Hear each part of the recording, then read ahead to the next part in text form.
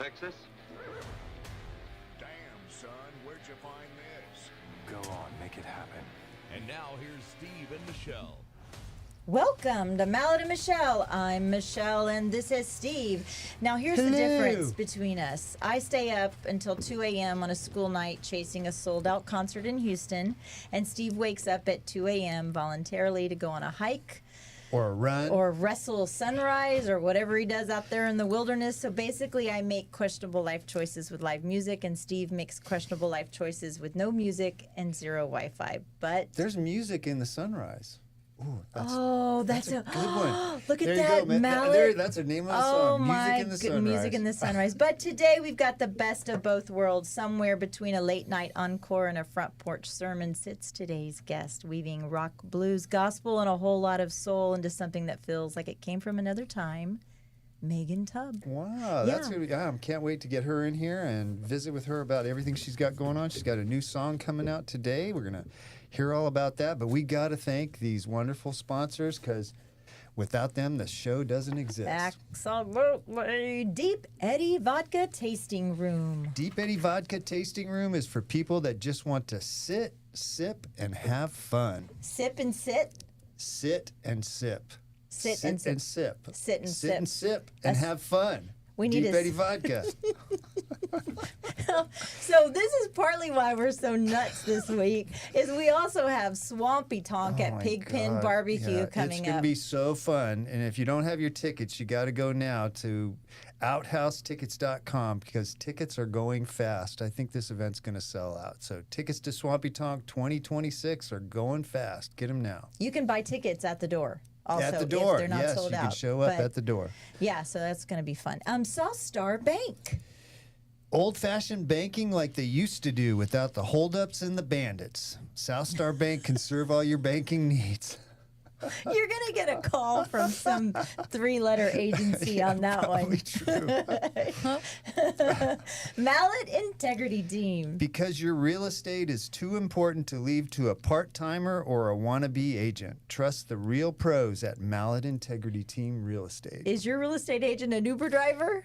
Sometimes they are, but not mine. None of ours are. No. And we are so excited. Coming soon. New sponsor. sponsor. Yeah, we just signed them up. We're super excited. Black Slate Construction and Black Slate Roofing. They're not like all the rest. They sweat the small stuff so you don't have to, and they always get it right the first time. You can hear Meagan over there. Ding-a-ling-a-ling-a-ling. Yes. Ding-a-ling away. And in the studio right now, Meagan Tubb. Welcome to the show. Yay. Thank you for having me. Yeah, that's your cue. This is it. Take it away. Take it away. This is all about you. No, I'm kidding. But yeah, we always start the show off with asking people how they ended up in this cool town of Dripping Springs. Well, let's see.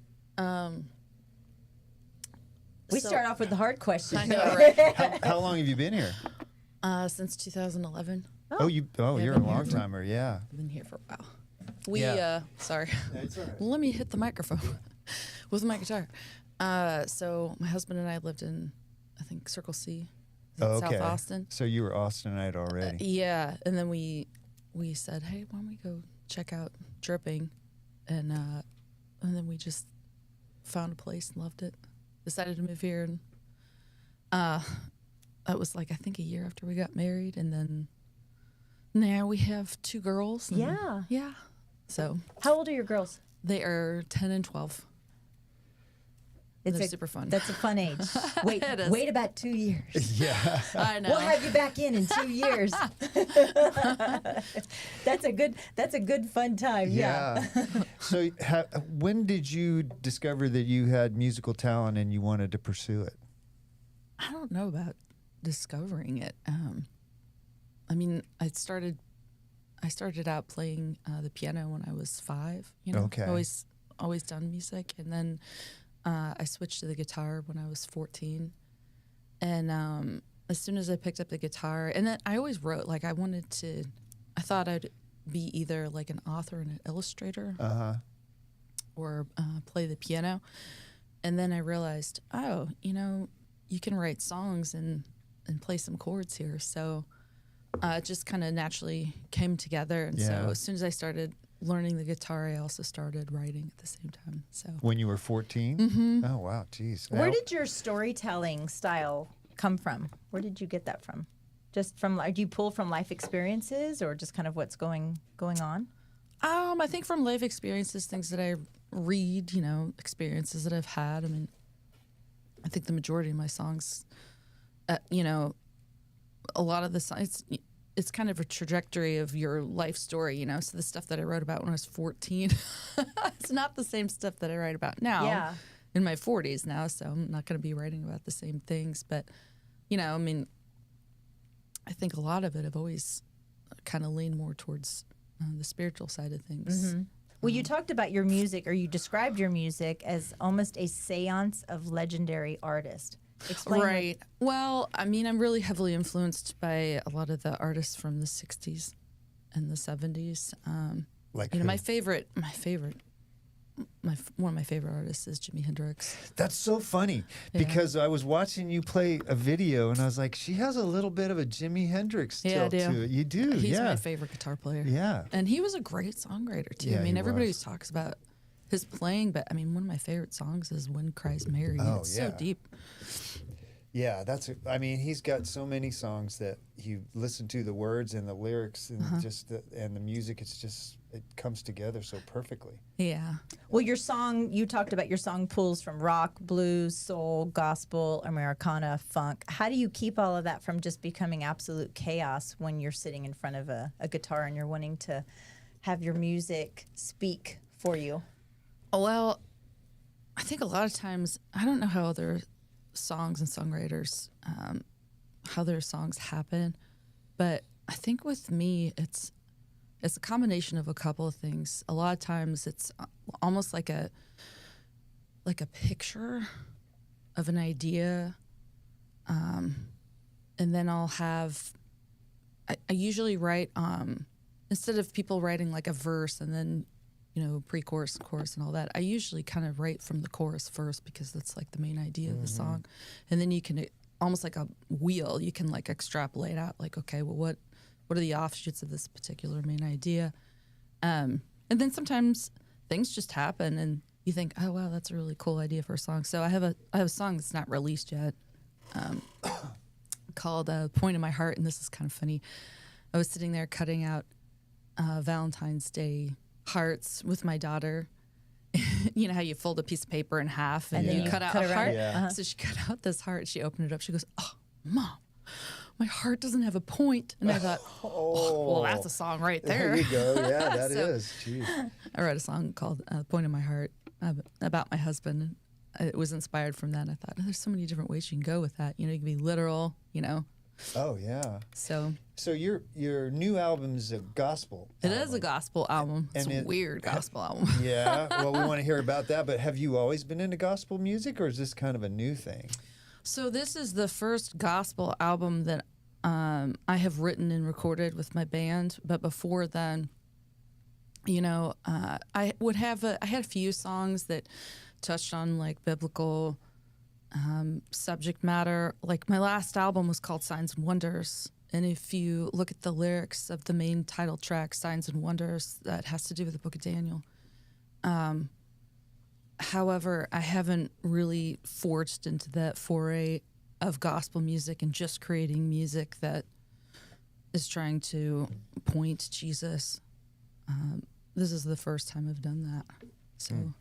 In some of the songs that you're writing right now, you talked about your life experiences and they're coming from you. Mm-hmm. What song have you written of late and you're like, this didn't come from me, this was given to me? Oh, yeah. Yeah. Is that the new, you were talking about, you just released a new song today, The Oldest Lie in the World, and kind of the weird stuff that's been going on. Let's talk about this song a little bit. Because so let me tell you, for the first 5 minutes before we tried to start. We had so many technical errors. Yeah. It's crazy. As a matter of fact, you have horns on your head right now. Oh, wait, I drew those on the screen. I always have those. You just can't see them normally. Yeah. So, what inspired this song? It's really hard for me to say. I don't really quite remember where the song came from. I think I just had this sort of pull to write a song about discernment And one of the things that I think is kind of lacking is people being able to see how Satan operates and how the kingdom of darkness deceives people by a lot of things that sound really wonderful. But when you dig underneath it, it's like, okay, wait a minute. You know, there's nothing new under the sun. This is the same lie that was repackaged from the very beginning, which is the oldest lie in the world. And the oldest lie in the world is you can be your own God and you can worship yourself. And, you know, so like the second verse, so basically this whole song is, it starts out in the garden with the first verse. And in every verse, Satan is speaking. And then the chorus is a rebuke of that, pointing out like, hey, don't fall for this. Like you're being lied to here. So the second verse is fill your cup, fill it full to the brim. Whatever you desire, you can find it within. Manifested, you make it appear. You are all that matters, because all that matter is you, my dear. Can you play a little bit of it for us? I mean, I could. A little bit? Let me grab a pick. I would actually prefer not to, just because it's an electric song. Yeah. Oh. So, yeah, it's pretty heavy on the electric. But I think the weird thing is, and the real strange thing I was going to talk about is the third verse, which is, and I'll just say what it is. The third verse is, remember, this is Satan speaking. Yeah. I know this is a gospel album. This is the enemy speaking. And the third verse is, do away with the Bible mythology, embrace transhuman new technology. You're a hackable animal. With AI, you'll live forever. Just upload your consciousness to our unhackable computers. Oh my gosh, geez, that's so timely for everything going on in the world today. Jeez. So what was going on in the studio? You were talking about when you guys were recording this. Okay, so I had a scratch vocal track when we went to go and lay down the drums.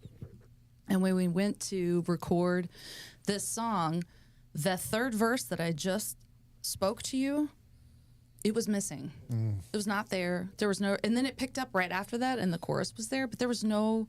So basically, they had to James had to, like, you know, jerry rig the third verse and just put the second verse in there twice, just to have it as a placeholder, so everybody knew what was happening. But yeah, there was no explanation for that, for why that wouldn't be there. So I don't know. But, I mean, I'm telling you, it's a wild song. I don't know. Who is writing a gospel song that talks about AI, you know? Yeah, Well, yeah. But it's so timely, though, with everything going on in the world now, you know, that Christianity is being attacked at every turn. Yeah, and absolutely. And the, you know, most culture now is, like you said, you're the most important thing. You're your own God. And you need that's not good for our culture. It's not good for society, but it's out there. It's all over the place. Yeah. Yeah. So when you started making this shift into gospel music, what was that change like? Was that a conscious decision? Did you find a new church home? Was it just something that you felt like being called to do? I felt like I was being called to do it. Oh. Yeah. I had a really, I don't know if I should share. Well, I'll share it. So I had a really strange lucid dream one night, about like 2017, something like that. And I had a dream that I was asleep, and I heard music coming from my piano in my house. And I was upstairs in my house, and I looked out to the railing to see like who was playing my piano, and it was like the most beautiful music I'd ever heard. It's like notes that don't exist, you know. I was like, what in the world? This is the most beautiful music I've ever heard. And so I walked, this was in my dream, but it was so real because I thought I was awake. So I was standing on my railing, kind of looking over, trying to figure out, well, who is playing my piano? Like, what is this? And then the music stopped, and I heard these footsteps come up my staircase. and then this is going to sound crazy, and I know everybody out there probably thinks there's, like I'm insane, but I'm just telling you this is what happened. Yeah. I saw this black figure coming up my stairs, and it was like 15 feet tall, all black, no face, like almond-shaped head, long stick-like fingers, just absolutely terrifying. And I thought, what in the world am I dealing with here? And then it morphed into like a person with like blonde hair, and it kind of looked like a person, but it didn't look right. Like the proportions were off. It was wearing blue, had like blonde hair, and it looked like Smeagol from Lord of the Rings. Oh yeah, just totally bizarre. But this thing said, "Hey, we've been watching you, and we know that you have some unrealized, ambitions. You never made it as an artist. Like, I never got signed. I had a little bit of success with my band. We toured here and there. Sure. We opened for Willie Nelson a couple times. That was pretty cool. Uh-huh. But Yeah, I bet. not any major accolades. I, never really got anywhere. And then, my husband and I decided to settle down and have kids, and I just really wanted to focus on that. So I had to kind of put touring. I mean, I still played locally, but I couldn't tour and have babies. Yeah. I really wanted to be there for that. I didn't want to miss out on their childhood. That's really important. And so, but this thing knew that, and it was like,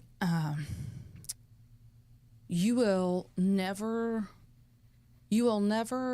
reach your full potential as an artist and as a songwriter unless you bow down and worship me. Ooh, it was geez. terrifying. So people who say these things about like the crossroads and all that, I totally believe that.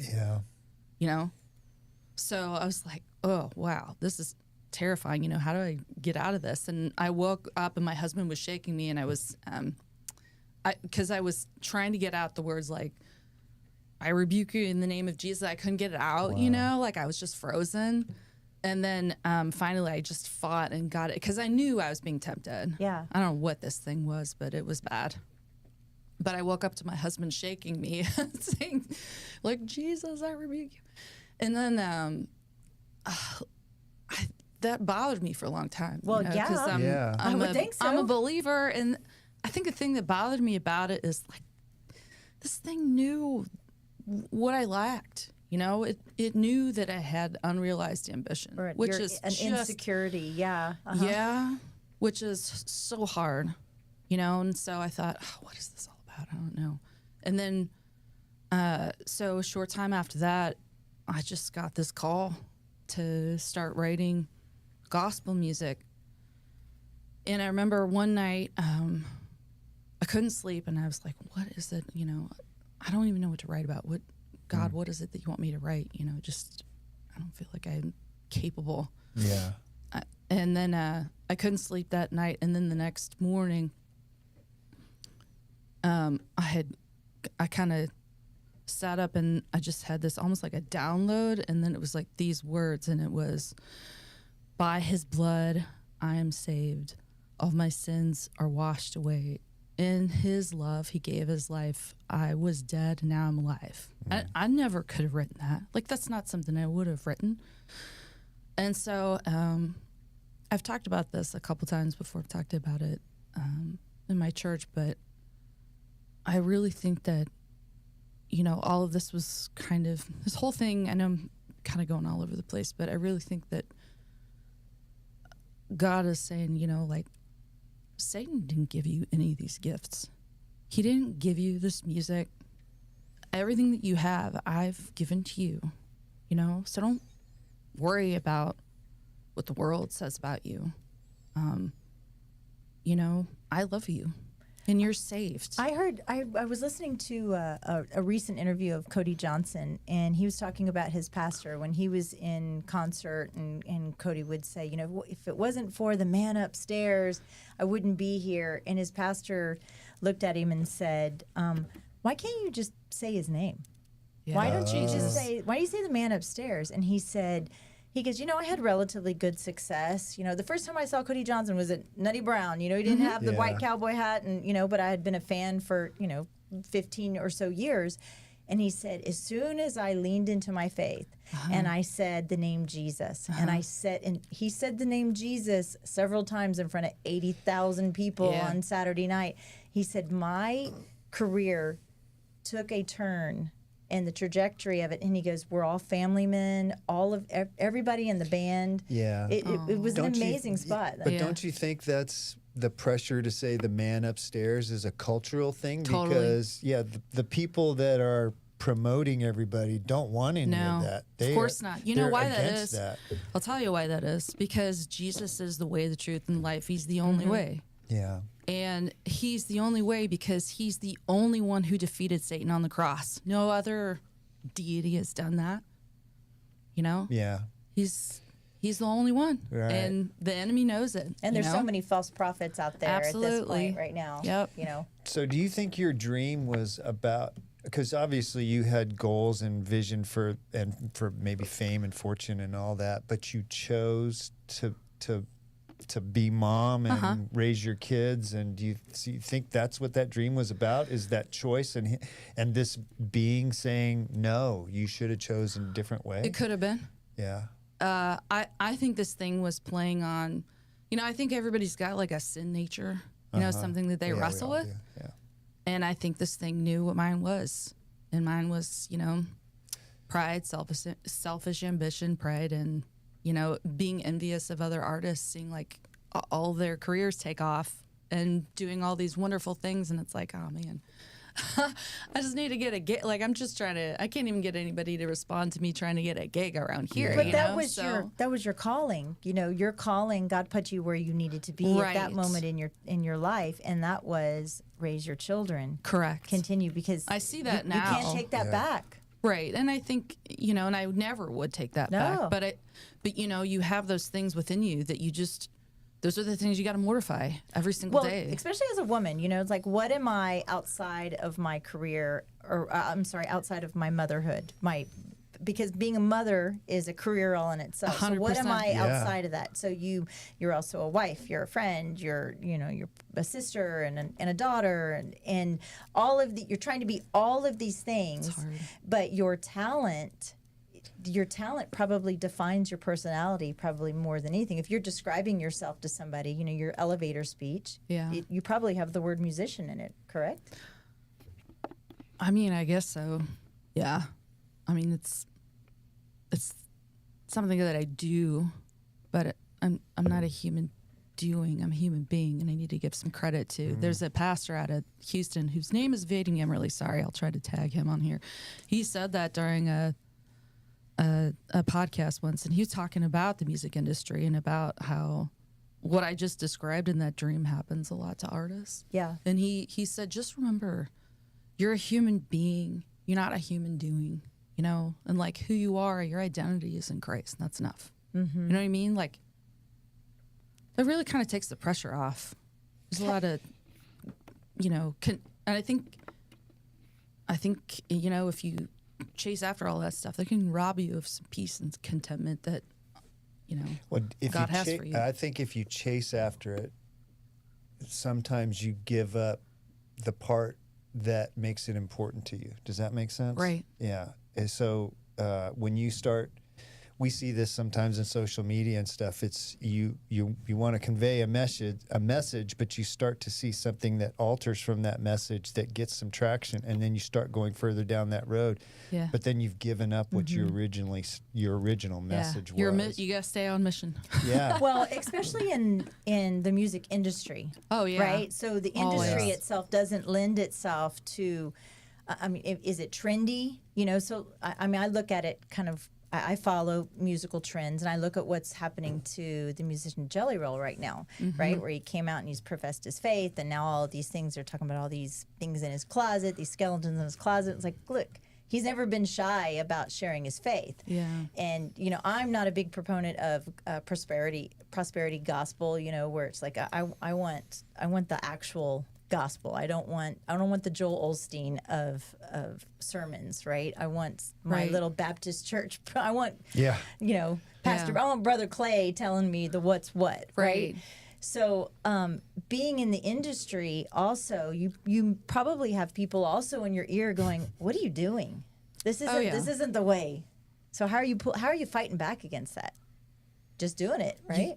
I think when, I mean, first of all, I think everybody's kind of been through a journey of some sort over the last 4, 5, 6 years with COVID. Without a doubt. The veil being lifted. Yeah. I mean, They don't like that. The people that don't like the veil Yeah. being lifted. Yeah. So, I mean, a lot of the things that happened during COVID, I could see the lies that were happening, and I try to shed a light on that. And, I try to tell what I thought to be the truth and to share hope with people.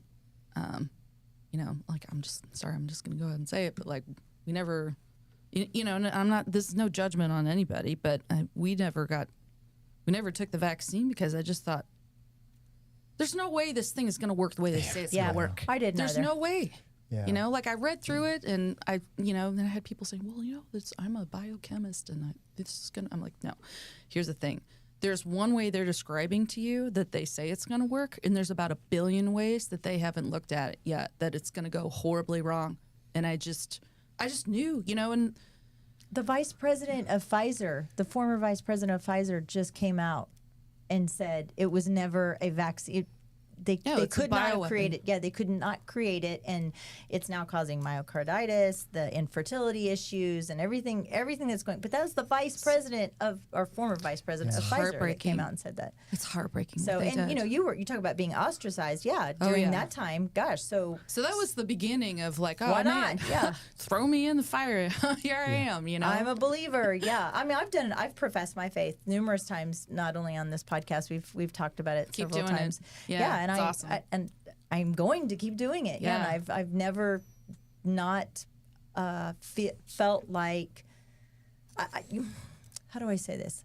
If this wasn't our platform, if I didn't feel comfortable in that sense, but I've been in that music radio industry, and I had somebody come up to me. This was like a couple of months ago.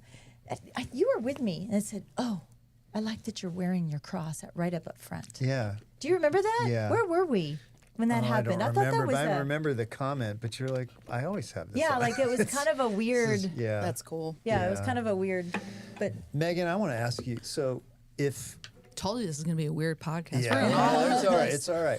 But if somebody came to you, maybe somebody in the music industry, and said, "I love your style. I love your voice. I love your music. If you turn off the gospel thing, and you go down this main road, I can bring you fortune and fame." I don't care. Go away. yeah. It doesn't mean anything to me. Yeah. But Like- you have probably aspired to fame and fortune at one time in the past. I think so. I think that's when, everybody has their own journey that they have to take.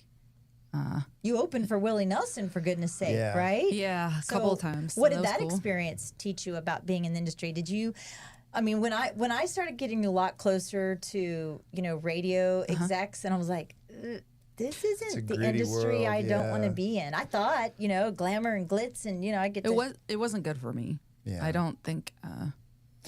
The reason I asked you that Oh, okay, question yeah. was because I think I'm sensing a little bit that you have a little bit of regret about what may or may not have happened in the past or might not happen in the future. And the answer you just gave me to the question is, what's important. Your music is important. Yeah. And so stick to that music, stick to that, what you're good at. Right.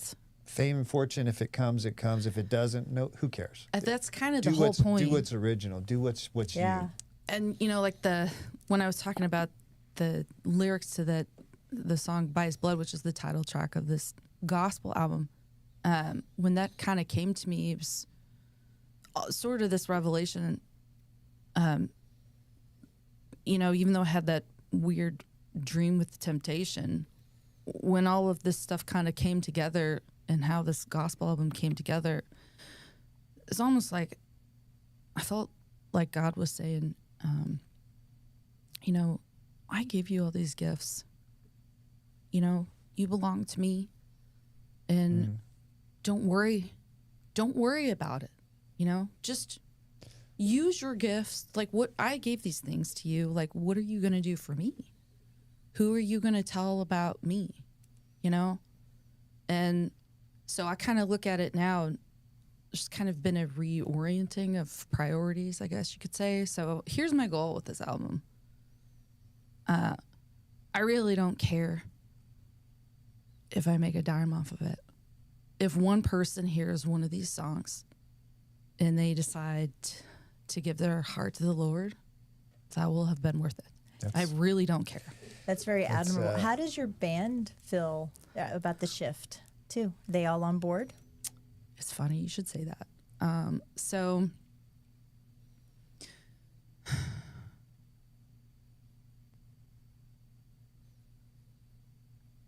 So there's a couple people in my band that are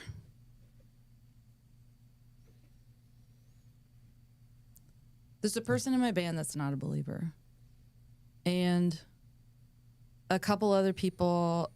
One I know is a Catholic, and then the other one I'm not really quite sure where his faith lies, but I think he's like leaning into the Lord. But anyways, when we got done with this album, and I was getting a hold of them because I have an album release April 11th. April 11th. April 11th, Hudson's. yeah. So I was reaching out to them, and I was trying to get some dates and times, like who wants to play this album release with me? And like two of the members bowed out. They're like, two of them said like, I don't really want to play music anymore. I'm like, okay. One of them is not playing live music anymore and is just doing more recording work. And I think he will continue to work with me in the future. He just doesn't want to play live music. He doesn't want to perform out anymore. And then another member of my band, he was not a believer. I think he was just busy with other stuff, but it was like, I just got the feeling like nobody really wanted to try to pursue doing anything with this. So then here I am with this album, and nobody on the album wants to play at the CD release party. Like nobody seemed interested. And so what do I do now? Like, Lord, I don't know what you're doing. So, can you do it by yourself? Well, here's what I was going to say. So I had the date. I talked to Chad and Natasha. I'm like, just let's nail the date down, and I'll try to see if I can find some people. And I think Johnny Elrod's playing with you, right? He is playing with me. So it was so funny because he's a teacher. Yes. And he teaches my daughter drums. Oh, so I was like, we hey, love dude, Johnny. Yeah. do you want to come and play in this? And so, and it worked out. And then Tom Wiggins is going to be playing bass with me. And I found out he's my neighbor, which is so funny. And they were like, oh, we love these songs. So maybe We've been coming together. You got the right people in place. I think so, for you. yeah. So what ended up? What And I don't want to say anything disparaging No, about no. my bandmates. I love them, and I hope they come to the Lord, and I would love to play with them again sometime. So if they hear this, like, just know, like, I have nothing but love for you in my heart. And Yeah, but something that when you first experienced it, it seemed like this big obstacle you had to overcome, and then the other side of it is, you're meeting all these new musicians that are into it, more enthusiastic. Right. In the long run, this could be a huge blessing for you. Yeah, I think so too. They're putting the right people in place. I want to shift a little bit when we talk about back to when you were touring. You toured all over the place, from like Texas, Switzerland. Is there a place that when you traveled around the world that really kind of surprised you? I have to say one of the most hospitable places to tour if you're a musician is Louisiana. Really? Yeah, the people in Louisiana are, don't get me wrong, like, I think we've experienced a lot of hospitality almost everywhere that we've toured and played, but there's something about the people in Louisiana that they will give you the shirt off of their back. We have some fans in Louisiana that comped us for a hotel room because they had some like credit at a casino. Oh, that's funny. Yeah, I think John Matson if he's listening, I'll give him a That's- shout out. that's He helped nice. us out, and then one place we played, the owner put us up in the room, and then they cooked us like fried chicken. I mean, it was just really sweet. And then we when we toured, we went up to Idaho, and there was this one place we played in Idaho. I don't even remember, but I remember it was this small little place that we played, and they kind of turned it into this like youth event, and all these kids came out, and then we didn't have any place to stay, so they're like, "Whoa, you could sleep on the stage, and we'll order you some pizza." Oh, geez. So I mean, we have stayed in some places. Yeah, Not glamorous. I think that's funny. I was listening to I can't remember. It's a Waylon Jennings song. It talks about the life of a musician. I can't remember the name of it, but I think people think that life on the road as a musician is real romantic. Oh, no. But it's anything but, isn't No, it? you're staying on people's couches because Yeah. my whole thing was we are going to have a profitable tour. We are not going to go in debt to go on tour because there's a lot of bands that'll say, "Oh, I'm going to go on tour and we're just going to," and they book all these like door deal gigs where there's no guarantee. They don't have any place to stay. Yeah. So then then you're out gas, food, lodging, and then God help you. I hope that people come out and buy a ton of merch. Yeah. But they lose money, and my whole thing is like, if we're gonna go on the road, we are gonna get some guarantees. Everybody's gonna make money. Yeah. I'm not gonna, but that means that you're gonna be staying at some real, You're gonna be sleeping on the gym floor. You're You're gonna be staying at sleeping an on a old stage. Motel 6, What not if- even a new Motel I heard a 6. funny story. This was years, maybe 30 years ago, when I met Bobby Pounds. He's a Texas country music artist, and Tim McGraw at the time was staying on his couch because he had broken up with his wife and he was getting with no. Faith Hill. It was the first time I thought it was funny, and now you think of Tim McGraw. Yeah. He's been in. He's multi-platinum musician, and But there's so artist. there's so many songs from musicians about how hard it is to get to the top, all the price you have to pay to get there. I mean, there's AC/DC's done songs like that, and a bunch of country singers have done songs about how difficult it is on the road. Well, and you did a little South by festival, since we just had South by go. You had an argument, a song "Argument with the Moon" that went. I guess it was in a. I can't remember the it was name on of a the song. soundtrack. Yes, a soundtrack. Distances. That was several years ago. I can't remember when that was. So did you play some of the During gigs? South by? Yeah, during South by. This year? No. During that time. Probably. Did you play this year too? No, because that's a I whole. went to Maui with my family. Oh, I was see, like, I know. "Wow." Good for you. Yeah. Yeah. Well, you know what? We're 38 minutes into this, and you're sitting there with your guitar in Play your us lap. Could you something. play us a song? You got All one right. you ready to play? So this song is called Tatter Patches. Here, got it. Here we go.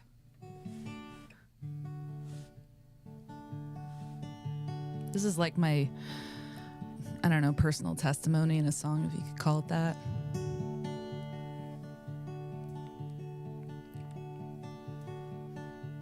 The cotton patch blue on the day that I was baptized. A t-shirt from the 6th grade when the mean girls made me cry. A patch of denim when I went to school, Lord, I went astray. And flannel PJs when I cried to Jesus and gave my heart to Him again.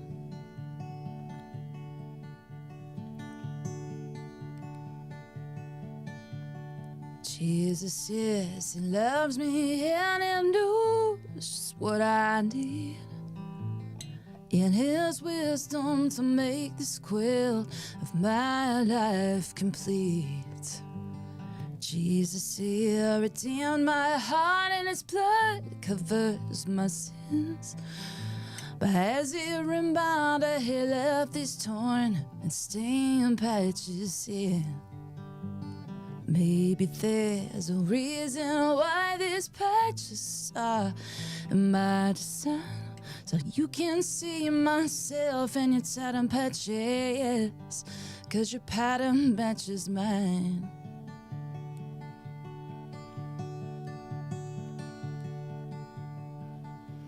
Square of lace from the day I well met, I loved in a white. A patch from town was stained with blood the day the baby died.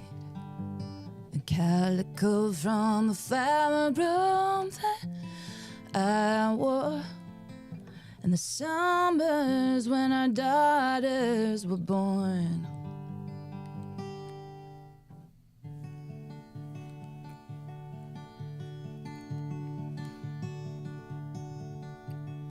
Jesus, yes, he loves me and he knows just what I need.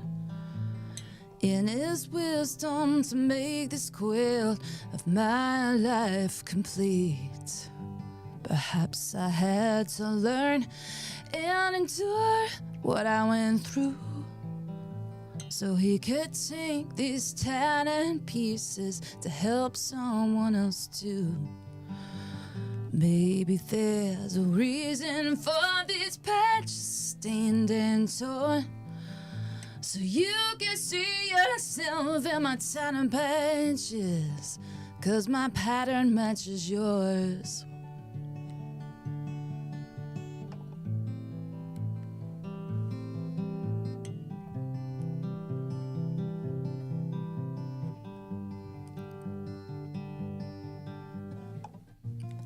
Oh, someday when I die, I'll exchange this tattered quilting for one and gleaming white.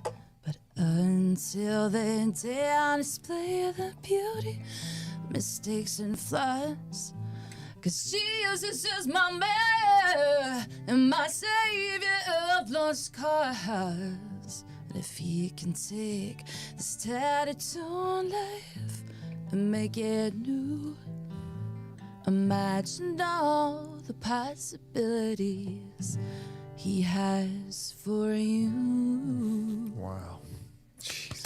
Okay, thanks. Well done. That's beautiful. Wow, Megan, that is really, really pretty. Jeez. Also very deep too. Yeah. Yeah.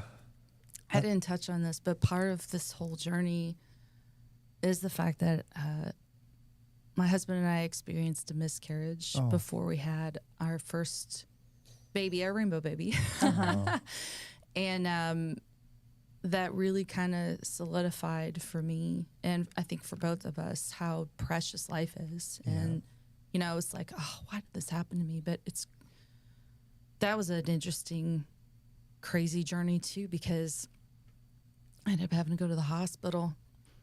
And all the nurses, every single one of the nurses that helped me, it's like every single one had a miscarriage too, and went on to have babies. And then the day that I got home from the hospital, you know, like, I think God absolutely has a sense of humor.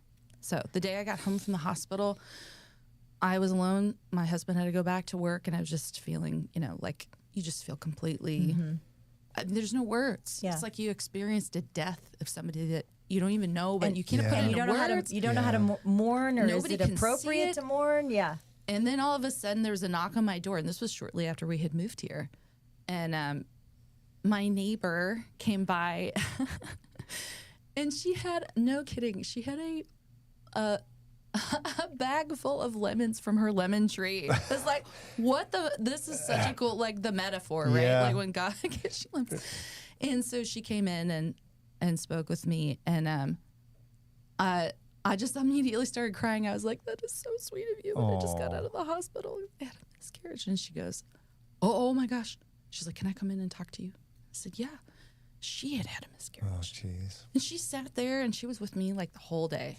And I mean, there's, on that day of all, you know what I mean? Yeah. There's no, like, that was a God thing, 100%. Yeah. With a bag of lemons. I'm like, okay. I get it, God. I get it. I get it. I get it. So your girls, when they hear your music, they obviously probably hear it a little bit differently. and I was reading, I think it was in your bio or something, that you said that you write songs about, you make fun of them. Like, When they're or moody? like when they're moody. Oh, They're yeah. moody. Yeah. Do you have a moody song? Like Okay, so I have a song that I've written. It's also unreleased.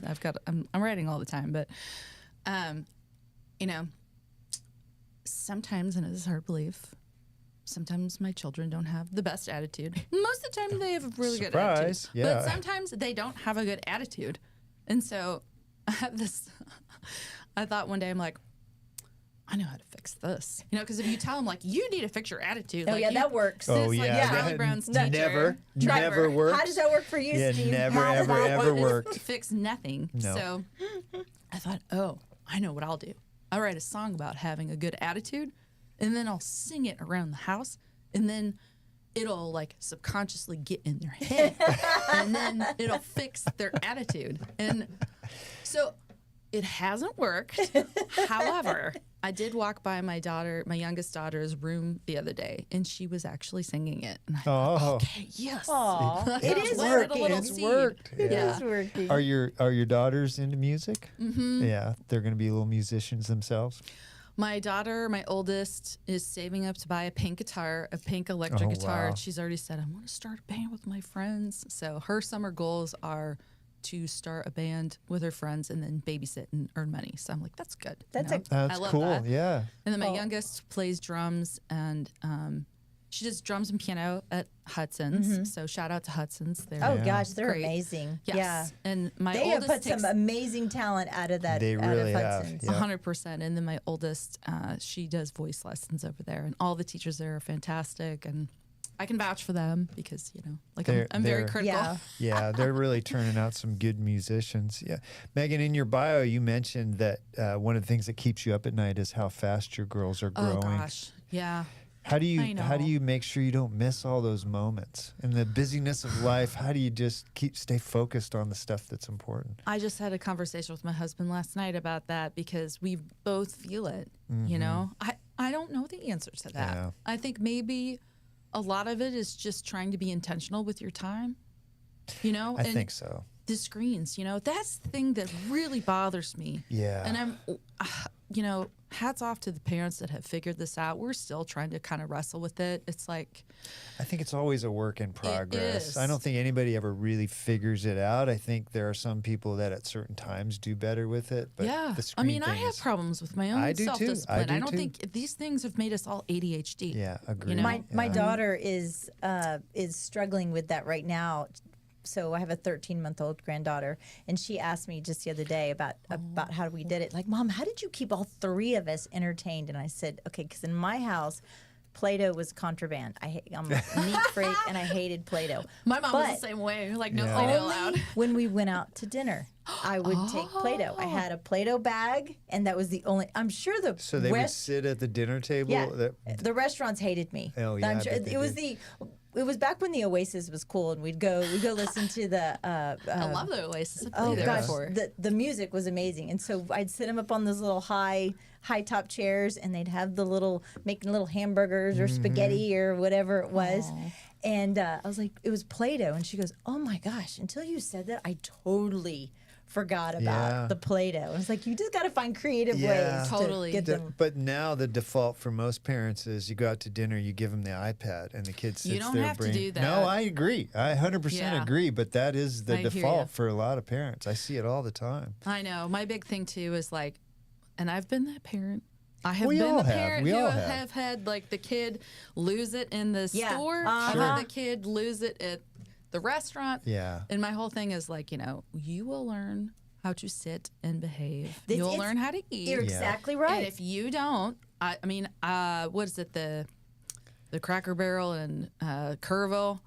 Yeah, and we were we were there one time, and my youngest, I think she was like 2 or 3 at the time. She started pitching a fit, and I said, you know, like, no, we're not going to do Are that. we going to go to the restroom and have a little talk? Yeah, That's what I or- would tell my Or are kids. we going to go sit in the car? You know, what happened to the good old days you could lock your kids in the car and have a Yeah, good you meal. can't do you that remember anymore. You that? can't even say that. You're going to get us taken I off think the air. my brother spent the majority of his childhood locked in the car because he couldn't behave. My dad would be like, "Oh, he's Yeah. out in the car." They'd throw you in jail and Oh my gosh. throw away the key now. Luckily, they have those rocking chairs out front, so we just sat out there and rocked it out. That's Oh, right. that's right. Yeah. You know what I learned this weekend too, being in Houston. We went to Co Wetzel's new bar in Houston. We had a great time. I love to two-step. I've been two-stepping forever and ever. Oh, that's awesome. You can And- teach me. oh, I'm I just- terrible. So we're out there two-stepping. Where nobody else is on the dance floor until they would play a certain song, and all of a sudden you would see the 20-year-olds coming out of the woodwork. What are they doing? Freaking line dancing. And we sat there and we Really? said, you know why that is? Is because think about two-stepping. You're one-on-one. You're close. Yeah, You're able to yeah. communicate. Line dancing, you don't have to talk to anybody. There was the thing about Texas is that you Yeah. don't line dance in Texas. Apparently they do in Houston, Texas. Oh, wow. And it was the strangest thing. I thought it's very indicative of this generation now Where because they they're don't want to have the one-on-one. They would rather take a Waymo than a taxi because in a Waymo they don't have to talk to anybody. I guess Is so. it Or like they that? don't. Yeah, then They they're don't have screen to have- babies. Maybe they were screen Well, babies. maybe. Maybe Oh, that's yeah. what it was. Well, Megan, you have this album release coming out April 11th. The Hudson's on Mercer. Can you tell Yeah. us a little bit about that? Is it just pay at the door? No, No, it's it's free. free. Free. Oh, my all gosh. All ages welcome. ages, so please come out. So we're just gonna be playing all these songs off this album. We might throw in a couple extra like gospel covers. We haven't decided yet. So, but yeah, we're gonna rehearse tomorrow and kind of figure out what we're doing. And then I think a lot of what we're gonna do too is I'm just gonna give some of the backstory on how these songs came Yeah. about, because I mean, especially like the one that's being released today, it's so weird. You know, I mean. I Why should would have you say warned that? you. Yeah, I should have warned you. We could have played That's that one. the oldest lie in the world is what comes Yeah. out today. Yeah. Yeah, if you go onto my Spotify page, I think it's there.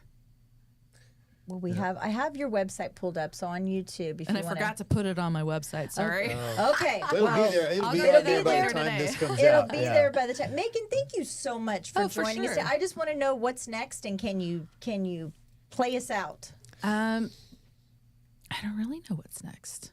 I'm kind of honestly, I'm doing this thing where I just sort of let the Lord lead the way, and I'm trying to learn to be content in whatever it is, wherever it is that I'm at, and not worry, because like we're supposed to live in the present, and we already have eternity on lock because we're going to be with God, so we don't really have anything to worry about. Yeah, it's funny what that question. What's in the future? Because we all just come up with this. We'll say, "Oh, well, this is what's in the future," but you don't really know because Yeah. every day you wake up, there's a curveball. Oh, I wasn't expecting that. Yeah, Oh, where'd that's that come from? 100%. That's yeah. been our life lately. It is. That's the way of life in general. Yeah, just you can. roll with the punches. You got to roll with the punches. Roll there with you the- go. There's your next Yeah, there song, you Megan. go. Roll, Roll with the with the punches. Roll with the That's punches. great. Play us out. Play a little Okay. something while we go out. This song's called sorry, my brain cells are not braining. So are sowing seeds. All right. I'm just sowing seeds, spreading the good news to all I meet. Holy Spirit, I'll wake you up to sleep. Then God grows the word so deep. But how they grow remains a mystery.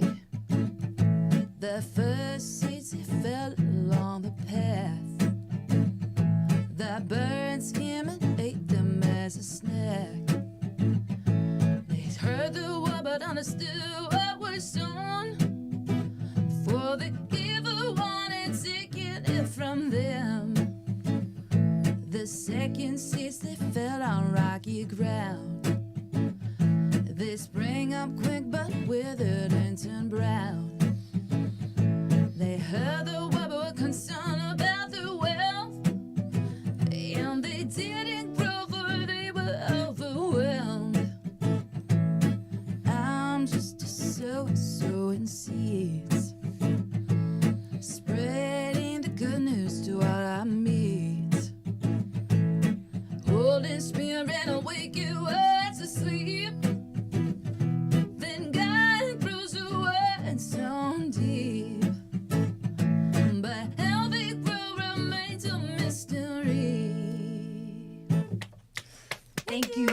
much. Yeah, I really enjoyed April it. 11th? Yeah, April 11th at at Hudson's 6 on o'clock. Mercer at 6 o'clock. 7:30. Yeah, Yep. 6 to 7:30. So I hope that you've packed that place and everybody has a so. great time. People are gonna be like, I want to hear this weird song. What are you talking Yeah, about? we're gonna Weird talk about songs, that. woman? You might have to play it twice. Yeah, exactly. Well, I really enjoyed that. She's very talented. She is very talented. She has some interesting stories too. Yeah, she does, and she just bears her soul, which is really good. Yeah, that was really good. Her story of her dream that she had, that was a Very, very vivid. very vivid. Yeah. Kind of scary and very vivid all at the same time. I got a little goosebumps. Got a little frizzing. Got a little. Got a little frizzing. I got a little Yeah. goosebumpy. So, One of the reasons you're so tired is what did you do this week? oh my goodness, I had the best time. So I went to the Houston Rodeo this weekend. I went to Co Wetzel's new bar downtown. I mentioned that earlier. That was a lot of fun. I partaked, had some whiskey. A little there bit. I snuck into an upstairs private area. I know that shocks you, but Saturday. Anybody else would be arrested, but not It's true. I Michelle. was like beep bop boop. Yeah. I bought these tickets for Sunday show back in August of Oh, last geez. year, and this was for Cody Johnson. It was a sold out show. So I bought tickets, and my girlfriend Dana bought tickets. Right? There was some sort of little mix up, Uh-oh. and Sunday we realized, or actually Saturday evening, we realized we had 3 extra tickets. And I paid close to $700 for my tickets. And we were on first floor, right? Wait a minute. $700 for 5 tickets. For 3 tickets. For 3 tickets. For 3 tickets. But it's sold out, and right now they were, and they were reselling for $1,000, blah, blah, wow, blah. okay. It was crazy because he's the person to see. And so we put them on a resale site to try to sell them. We kept watching. I was stressing. And I was kind of in this little conundrum because I had my tickets, she had her tickets, and we miscommunicated. It was just a total miscommunication. There were 5 of us. So we were about an hour and a half, maybe 2 hours before the show. And I'm walking around the Houston Fairgrounds with a sign on Canva that I created on my phone and says, need Kojo tickets? Just walking around holding it, and I'm eating a corn dog, and I'm holding these tickets. Yeah. Several times I got people come up to me and say, "Oh, you need tickets?" And I said, "No. Do you need Kojo tickets?" I have tickets. Yeah, I have tickets.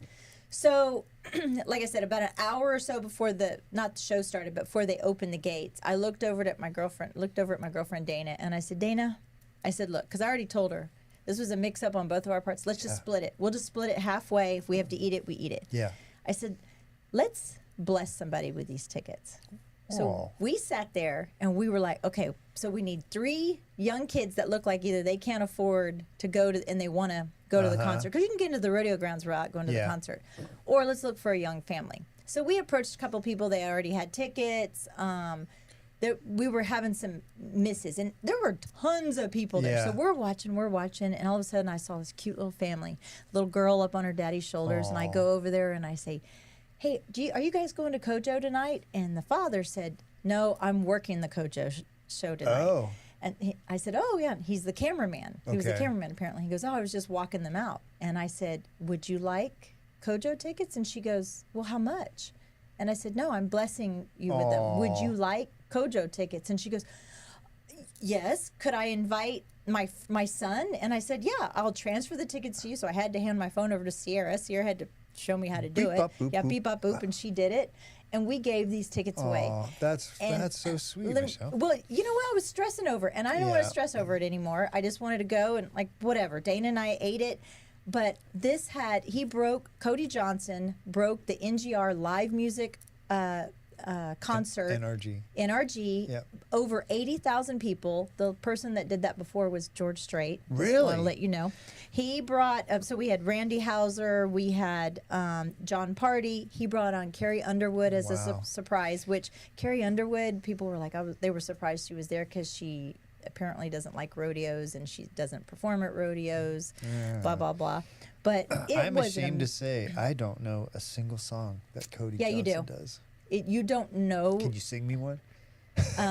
if you're gonna put me on the spot. And my favorite song don't is know a "Take the single Chance," and we say, "Take that phone call from your mama," because you never I've know. never heard that one. No, I don't think I know. Oh, you can play. If you can't play one now because No, I Apple won't play it. Podcasts But yeah, he's will kick us off. he's an amazing guy. I love Cody Johnson. He's one of my favorite singers. The fact that you stayed up after that and drove home just made me tired just hearing Well, that that was the story. thing I was going to tell you. When we bought the tickets, because the rodeo was already ended on Saturday. So Sunday they kept it open because they know it was Cody. They know it was, but the carnival was still open. All the vendors were still open. Everything else. Yeah. So we didn't know what time the ticket was or the concert was. Normally Sunday concerts are at 3:00. So as we were paying attention, that one time said 5:30, and then when it said 6:30, we're like, oh no. And then when they announced Randy Houser and John Party were going on, I looked over, I was like, we're not getting home till like 3 in the morning. Yeah. Like, and you did. You got home like 2:30. 2:30. Yeah. So. Wow, man. Hey, I was only 1 minute late to that meeting on Monday morning. 9:01. This is true. Yeah, you rolled in here all sleepy-eyed with a little bit of. I did it. Yeah, you made it though. Hey, when you were on your way to Houston, because I know you didn't see them in the dark, did you see any bluebonnets blooming? Oh, I did. They're So coming many, out. and the Indian paintbrushes, which are my favorite. Yeah, I wasn't expecting them because we didn't have a very wet spring. Well, not spring now, but going into spring, that. isn't I mean, it? it's spring now, but I'm saying, usually you get rain in January, Oh, yeah. February. The wildflowers are really good, but they're actually pretty good. We saw a lot when we were coming back from Colorado. But to tie that thing all together, the Bluebonnet. Have you ever been to the Bluebonnet Cafe in Marble Falls? I love the Bluebonnet Cafe in Do Marble you? Falls. It's I love to go get pie, and all of my kids got their driver's license in Marble Falls because everywhere else is a I've heard show. that. Yeah, And so that was our I tradition. think Colton got his. Do you there, not too. like Marble Falls? No, I like Marble Falls. No, the Bluebonnet Cafe. I do like it. It's not my favorite place. Yeah, I mean it's good, but so is Kirby Lane. So is gross. Yeah, You get beard hair in your food at Kirby No, Lane. please don't. Well, the reason I bring that up is Southern Living, which used to be a magazine, now is just an online website. They named the South's most legendary restaurants, 15 restaurants in the South that they consider have a legendary status, and the number one and only one in Texas was the Bluebonnet Cafe. Okay, Mallett, have you been to the Bluebonnet Cafe and had their pies? I have had their pies. What's your favorite pie there? Oh, we'll go. Ooh. I'm not a chocolate person, right? Yeah. But I will eat their chocolate Their cream chocolate pie, pie. and I also like their coconut cream pie. I think that I've had the apple and I've had the cherry. Todd Those two likes are their good. meringue because their meringue is like 6 feet high. Yeah. He likes that. I mean, the pie is good. The food's good. Now when you go, it's so popular that if you go at like 11:30 You're waiting on out a the door. Saturday, oh yeah, You've the always- line goes out through the parking It's lot. always It goes been that pretty way. quick though. Yeah. But yeah, so that's the only place in Texas. There's a bunch of other states that have what they consider legendary restaurants. I want to look at your list. There's Burns 14 other ones. Steakhouse. Let's see. Jones Barbecue in Arkansas. Yeah. Ajax Diner. Isn't that what you clean the sink with? Yeah. Martin's Tavern. Have I been to Martin's Tavern? Where's that one? That's in D.C. because we ate at an old one there. I don't know, Alexander Mitchell's, Alexander Michael's. I think Todd and I were going to eat there, but we didn't. Nashville, Tennessee. Oh, I've had hot chicken. Which one? 100%. What's the name of that restaurant? That one's Prince's Hot Chicken, Prince's but Hot it's Chicken Hattie's in- Hot Chicken in Brennan's. I've eaten at Brennan's. Oh, okay. Yes. Where's in that? What New cities? Orleans. Oh yeah. I've eaten there. I think I've eaten there too. Trowbridge's. Okay, it's an ice cream shop. Jack Fry's in Kentucky. Buckachackalackalina. What is that? Chuckle. I have no I don't know. idea. That's in Atlanta. Well, so the criteria for this was not necessarily like the best food. It was most sort of iconic restaurant for the area. It was rated kind of by what sort of has a mystique to it more than just like this is the best food. Well, in I that could town. tell because one of them is Jim's Steak and Spaghetti House. Yeah. It's the Steak and Spaghetti House. Well, Well, so those are, if you go on Southern Living, you can come up with a list of legendary restaurants from the South, and you can maybe knock them all off. But the one that's only half an hour from home is Bluebonnet Cafe, and that's the only one. well, what did they say about it? What did they say right here? It said it's not named for the flower. The Bluebonnet is named not for the flower, but for old-timey ladies' headwear. Like a blue bonnet. I bonnet. did not know that. But they're not the only ones that have stuck around. Did you know that it's that restaurant's almost 100 years old? What? They founded it in 1929. Well, maybe that's why you don't like it as much, because you've been eating there for such a long time. It's the first day they opened with my blue bonnet on. Oh, that's pretty funny. Well, you know what? We're going to have to go do a road trip. Just like we did Luby's, now we're going to have to go to Blue Bonnet. And you're I'll be up for that. We got a listing out that way. We'll go have lunch there. Holly would like it because they have really good vegetable plates. That's what I get. I've been there with Holly, and we both like it a lot. It's just, I wouldn't drive out there for breakfast. You're boring. But if I'm in Marble Falls, I'm going to the Blue Bonnet You're Cafe. boring. Yeah, I know. Well, we lost a legend while you were out of town. I March know. 19th, we lost Carlos Ray Norris. Was that his real name? As Chuck Norris. Didn't know that. So, the memes about just Chuck when he was alive were just totally amazing. I met Chuck Norris at a Clear Channel event probably 20 years ago, and I was shocked about how short he was. Really? It just totally shocked me.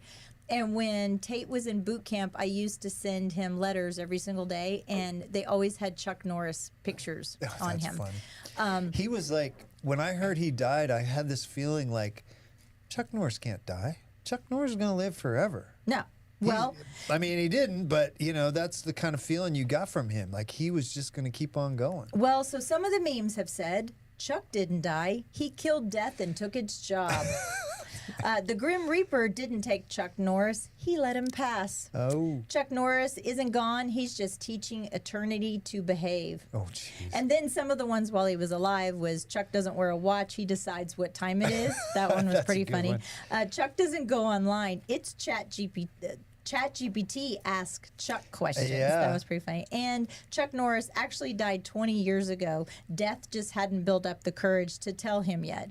But of all those things, Chuck Norris was a believer, and he would say, real men live for Christ. He was a real faith follower, which I really loved him. And it said Wasn't Chuck bashful about his beliefs. Absolutely not. Chuck Norris isn't meeting his maker is meeting him. Yeah. But so a couple of little fun facts about Chuck Norris. He was born in 1940. I didn't know that. He was 18 years old when he joined the Air Force, and he was stationed in South Korea. And around when he was 24 years old, he opened his first karate school in California. Chuck Norris actually invented his own style, which is called, I'm going to butcher this, Chankuk-do, I think is how you say it. Okay. 27 years old was his first karate championship win. And at 32 years old, he starred opposite Bruce Lee in The Way of the Dragon. But here's something that you would find interesting. Did you know that Steve McQueen was a karate student of his and encouraged him to go into acting? That's funny. Isn't that neat? Yeah, and you know what? The thing I liked about Chuck is he never played a part that didn't fit who he really was. Do you know what I mean? No, well, you look at him. They didn't have like, hey, we got this part for you in Brokeback Mountain or something like that. He was like, no, not doing that. No, I don't nope, think that doesn't fit my style. Chuck Norris and Brokeback Mountain go. And when he was 40 years old, he starred in the movie called The Octagon, which was a martial arts hit. He was also the first Westerner in the history to be awarded an 8th degree Grand Master black belt in Taekwondo. He's also an honorary Texas Ranger. You think about it, when he was 53, that's when he became a household name as far as Texas Ranger. Walker, Texas Ranger. When he was 65, now he died when he was 80 something. 86. That's when the memes, when he was 65, that's when the memes started becoming popular. That's because he was still so fit as he aged. He was a great example. Well, did you also know that he was also one of the very few honorary Marines? The Marines also made him an honorary Marine. Wow. So, he died in Hawaii. He has a large family, which has been very interesting to kind of watch. Apparently, he also had a love child that he didn't know about 30, 40 years later or something like that. They come out of the woodwork when you pass away. But no, I think he had time to meet them. And but man, Chuck Norris, that one stung a little bit. Loss of an icon. Yeah, I know. Yeah, that one really surprised me. It's like every once in a while there's somebody that passes away and you think, it wasn't their time yet. But you're right. You just think that's the kind of person that you think would never kind of pass away. They're just going to keep going. Life is short, people. Life is precious. Live it to your best. Precious, and call your mama. Take that phone call from your mama. Well, I've been, it's that time of year. Taxes are due. I've been working are on my taxes? tax. I don't Oh pay my taxes. God! I've been working on my tax returns and sending in checks and Is sending that why in. you've been in a pissy mood? I'm always in a pissy mood. Okay, There's true. nothing new under the sun there. So I have this story about scams involving the IRS, and it's they call it the Dirty Dozen list of tax scams, and it's all the ways that people are being scammed, which is that they're either tax scams or they are people pretending to be the IRS. Do they want it? Can somebody scam me and do my taxes for me? Yeah. Please? Well, actually, one of the scams is people that will say they'll do your taxes for you, but they won't sign them. And when you send them in, that's a red flag for the IRS that you have somebody prepare your taxes, but they don't sign them. That's probably going to get you an audit. Well, everything That's is called ghost preparation. Everything I do now is electronic. I don't think I've signed one in forever. Well, but you have an electronic signature. True. Like my tax returns are done by a tax preparer. By a tablet and a mallet and a rock. That's right. Chink, chink, chink, chink. Well, so the number one scam to avoid is IRS impersonation by email and text. The IRS is never going to email you and they're never going to text you. And chances are they're not going to call you. Yeah, because what's the most terrifying thing ever to get in the mailbox? Oh, I know, isn't it true? Oh my God, it's a letter from the IRS. But that's probably how you're going to get first notification of any kind of problem. The second big scam is AI-enabled IRS impersonation by phone, which is they're using AI and they're pretending to be IRS agents on the phone. And apparently that one's getting some people. And the IRS doesn't do that. So they're not going to call you. No. Fake charities, which is, some charity comes up to you or pretends to be a charity and says, hey, would you like to make a $1,000 tax deductible donation? And you write them a check for $1,000 and the IRS doesn't recognize them as a charity. They don't allow that tax. They don't allow you to take that deduction. Who gives somebody $1,000 without knowing what? I mean, if you want to give it, I'll tell you what I spend it on. Like, give me $1,000. We've written checks to organizations we thought were charities, and we didn't verify that they were charities. Yeah, I guess and that's it could be right. that maybe they think they're in good standing with the IRS, but they're not. But if it turns out they're not in good standing, the IRS is going to go, no, you can't take that deduction. That's a good point. Yeah. Here's a big one for you on TikTok: misleading tax advice on social media. Don't get your tax advice from social media. You know what, Steve? I'm about had it with you TikTok bashing. I'm all about TikTok bashing until I get on there. Identity theft involving IRS online account access. So somebody pretends they go log into your IRS account, pretend to be you. Somehow they get your information. That's a big one. I'm going to skip by a couple of these, but self-employed tax credit promotion. So there's companies out there that tell you to take this self-employed tax credit, and the IRS it's actually hard to qualify for that, and sometimes you'll claim it and the IRS will not let you take that deduction. And you're going to jail. Non-cash charitable contribution scheme. So this is, why don't you not sell that car and donate it to somebody? So say that car's worth $1,000, but you donate it, and then that company, that charity writes you a receipt for say $10,000. Well, the IRS may call you on that and go, no, that 72 Chevelle, whatever, that's all rust bucket is not worth $10,000, and they'll take that back. So that's a big one. And then there's what about Goodwill? Okay, you know, like when you go to Goodwill and they give you a blank receipt and that you fill it all out. And that was $600 worth of donations. Yeah, but I think there's that's considered a. I can't remember. Am I going to jail for donating stuff? We're to probably the all store? going to go to jail. It's just a matter of when they pull your ticket. But there's a couple other ones here. But aggressive and misleading offer and compromise marketing. So offer and compromise. You've probably heard these on the radio. Do you owe $20,000, $30,000, $50,000 to the IRS? Contact us today. We can help you settle that debt. Well, a lot of times those companies make big promises, and when they start negotiating with the IRS, you owe the IRS $50,000. You're going to end up paying $50,000 to the IRS plus whatever fee that company negotiates with you to take care of that Another debt. reason why I have satellite radio in my 'cause car, you so I don't don't have get to listen. those, I don't have yeah. to listen to that But junk. I mean, the big takeaway on all that is that in this day and age, man, people need to just be really cautious about responding to phone calls and texts. And you know me, I'm skeptical. But anytime my phone rings, I'm skeptical. I'm like, oh, that's a scam. All I want is an easy to use free app that will take my receipts right then, because I have a little. They haven't found that yet. No, I have a little plastic bag in my purse, and then I just dump all my receipts in there, and then I write, like, if I'm, with the client or staging, and I write like the address on there. But, it's difficult. Well, all this stuff's difficult. Like logging your mileage. You're like, okay, I drove from my house to the office, and then I went from my office to South Austin. Okay, and that was South Austin. That's 10 miles. It's like, yeah, there should be a way to, with AI and everything now, we can't just figure out a way to do that. Yeah, well, you can pay for it. Can you pay for that, where AI can figure it out? Well, there's one where you, as far as mileage, I had it at one point and I hated it, and you'd have to say, is this personal or business, every single time you got in the car. Oh yeah, I love it. And then it like taps out after so many trips, and so. Oh, because you got to pay for the paid version. Whatever. Yeah. Whatever. Yeah. Well, if you get something in the mail from the IRS, it might be legit. If you get an email from the IRS saying you owe us $12,000, that's probably not legit. So be skeptical. And if you want to just give $1,000 to a charity, the Michelle Lewis charity is a great one to give. She's saving for a new hat. Yeah, I need a new hat. Actually, you know what? I got a beautiful blue cowboy hat at the rodeo. The Cody Johnson? Yes, at the rodeo. It's so pretty. I love it. Where are you going to wear that? I'm going to wear it this weekend.